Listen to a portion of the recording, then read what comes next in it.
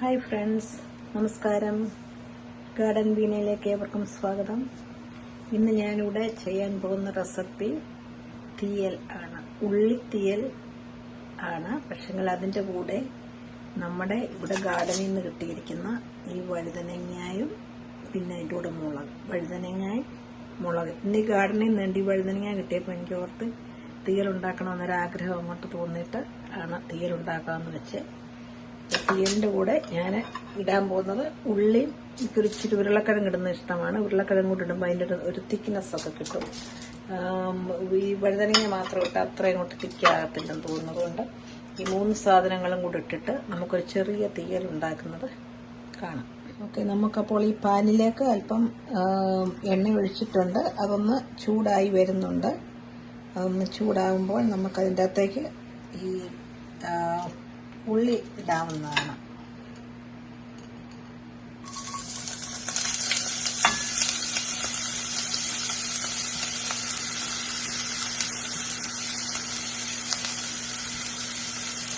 ഉള്ളി നന്നായിട്ട് ഇളക്കിയിട്ട് അന്നേരം തന്നെ നമുക്കിതിടാം. മുളകും അതിൻ്റെ അകത്തോട്ട് തന്നെ ഇടാം.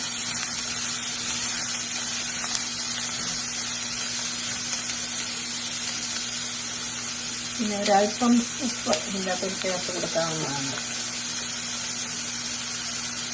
പെട്ടെന്ന് വഴുതാനായിട്ട് അല്പം ഉപ്പ് ചേർക്കുന്നത് നല്ലതാണ്. ഉള്ളി വഴുതാനായിട്ട് പെട്ടെന്ന് നമുക്ക് വഴന്ന് കിട്ടും. സ്വല്പം ഉപ്പ് അങ്ങോട്ട് ചേർത്ത് വഴറ്റിയാൽ.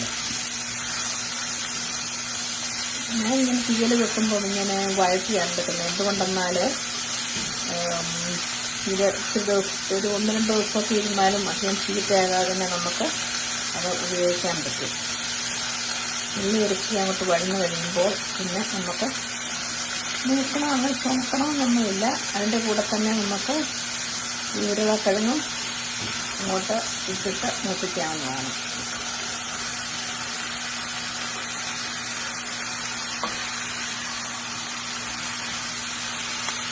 ഉരുളക്കിഴങ്ങും ഉള്ളിയും കൂടെ ഒരുമാതിരി വഴന്ന് കഴിഞ്ഞിട്ട് വേണം നമുക്ക് ഈ ബ്രിഞ്ചാൽ ഇടാൻ. വഴുതനങ്ങ അരിഞ്ഞ് വെള്ളത്തിലിട്ട് വേണം നമുക്ക് പിഴിഞ്ഞെടുക്കാൻ. അപ്പോൾ അതിൻ്റെ നിറം ഒക്കെ പോകും. അല്ലെങ്കിൽ ഒരു കറുത്ത നിറം വരും.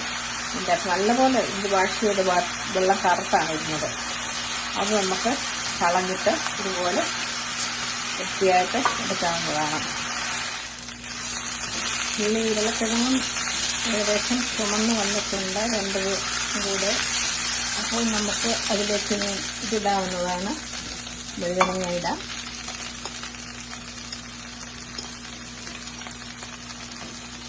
വഴുതനങ്ങ ഇട്ട് അതും കൂടെ ഒന്ന് ഇളക്കി മൂപ്പിക്കുക. ഒരുമാതിരി ഒന്ന് വഴന്ന് ഇളകി ചേരണം. ഓക്കെ, നമ്മുടെ അവസാന ഘട്ടമായി കടുക് വറുക്കലിലോട്ട് നമുക്കിനി കിടക്കാവുന്നതാണ്. പാൻ ഓൾറെഡി വെച്ചു. വെറും ഇച്ചിരി സ്വല്പം എണ്ണ മാത്രം ഒഴിച്ചേച്ചാൽ മതി. എന്തുകൊണ്ടെന്നാൽ ഇതിൻ്റെ അകത്ത് മിക്സിനകത്ത് ഓൾറെഡി തേങ്ങ കൊണ്ട് എണ്ണ ഉള്ളതാണല്ലോ. തേങ്ങ വറുത്തെടുത്തതാണ്. തേങ്ങയ്ക്കകത്തൊരു 2-3-4 കുരുമുളക്, ഒരു 2 ടീസ്പൂൺ മല്ലി,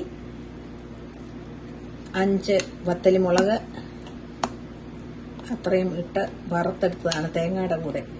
അപ്പോൾ ഇതിൻ്റെ അകത്ത് നമ്മളിത് കടുക് വറുത്ത് എടുത്തിട്ട് ഇതും കൂടെ ഇട്ടൊന്ന് ചൂടാക്കും. തേങ്ങയുടെ ഇതും കൂടെ ചൂടാക്കിയിട്ടാണ് നമ്മൾ കഷ്ണങ്ങൾ അതിലോട്ട് ചേർക്കാൻ പോകുന്നത്. അപ്പോൾ നമുക്ക് ആദ്യം ഉലുവ ഇടാം. പറഞ്ഞ പോലെ കുറച്ച് മാത്രം മതി. ഇതിൻ്റെ അകത്ത് എണ്ണ ഇതിൻ്റെ കുറവ് മതി. സൈഡിലോട്ട് ഇട്ടാൽ മതി ഓരോന്നോരോന്നായിട്ട്.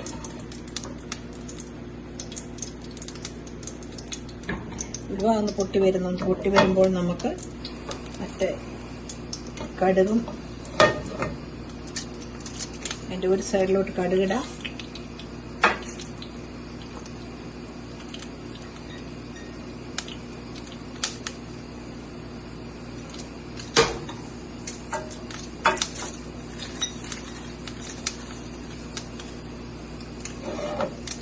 കടുക് ഒന്ന് പൊട്ടി വന്നിട്ടുണ്ട്.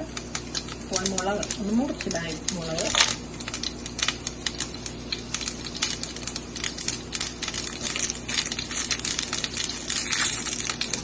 ശേഷം അതിൻ്റെ ഒരു സൈഡിലോട്ടായിട്ട് ഉള്ളി ഇടുക.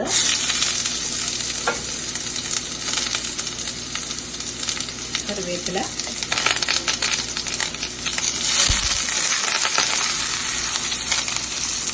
ഇളക്കി കൊടുത്തിട്ട് നമ്മൾ അരച്ച് വെച്ചിരിക്കുന്ന ഈ തേങ്ങയുടെ തീയലിൻ്റെ മിക്സ് എടുത്ത് ഇതിലോട്ട് ഒഴിച്ചൊന്ന് നമുക്ക് ചൂടാക്കിയെടുക്കാം. ഞാൻ ഈ മിക്സ് എങ്ങനെ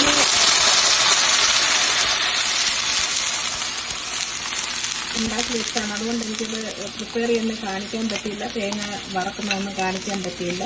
ചില ഫ്രിഡ്ജിൽ ഇരുന്നുകൊണ്ട് തണുപ്പും കൂടാണ് ഇച്ചിരി ഇരിക്കുന്നത്. അപ്പോൾ ഇതിൻ്റെ അകത്ത് നമുക്ക് തിളപ്പിച്ചെടുക്കേണ്ട ആവശ്യമുണ്ട്.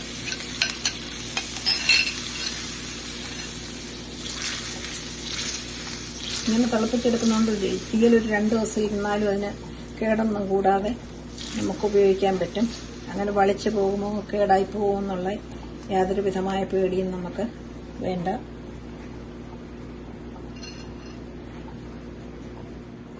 അതിൻ്റെ കൂടെ തന്നെ നമുക്ക് ഇച്ചിരി പുളി ചേർക്കാവുന്നതാണ്. തീയലിനൊരു അല്പം പുളി ചേർക്കണം. അങ്ങനെ നമ്മുടെ തീയലിൻ്റെ മിക്സ് തിളച്ച് വന്നിട്ടുണ്ട്. അതിലേക്ക് നമുക്ക് നമ്മൾ ഈ വഴറ്റി വെച്ചിരിക്കുന്ന ഉരുളക്കിഴങ്ങ്, വഴുതനങ്ങ, ഉള്ളി ഇതിൻ്റെ അകത്തേക്ക് നമുക്ക് ചേർക്കാവുന്നതാണ്.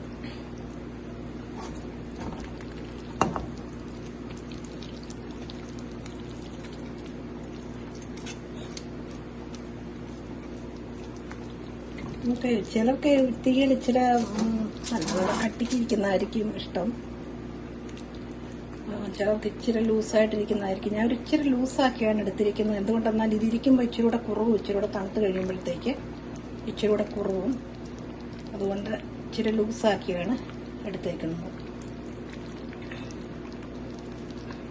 ഉപ്പൊക്കെ നമുക്ക് ആവശ്യത്തിന് ചേർക്കാവുന്നതാണ്. ചിലർക്ക് ഇച്ചിരി കുറവ് മതിയായിരിക്കും, ചിലർക്ക് പാകത്തിന് ഇച്ചിരി ചേർത്താലും കുഴപ്പമില്ലായിരിക്കും. അതുകൊണ്ട് ഉപ്പൊക്കെ എല്ലാവരും ആവശ്യത്തിന് ചേർക്കുക. അപ്പോൾ ഈ തീയലിൻ്റെ റെസിപ്പി ഏവർക്കും ഇഷ്ടമായിട്ടുണ്ടെങ്കിൽ ദയവായി സബ്സ്ക്രൈബ് ചെയ്യൂ, ലൈക്ക് ചെയ്യൂ, ഷെയർ ചെയ്യൂ, കമൻറ്റ് ചെയ്യൂ. Thank you.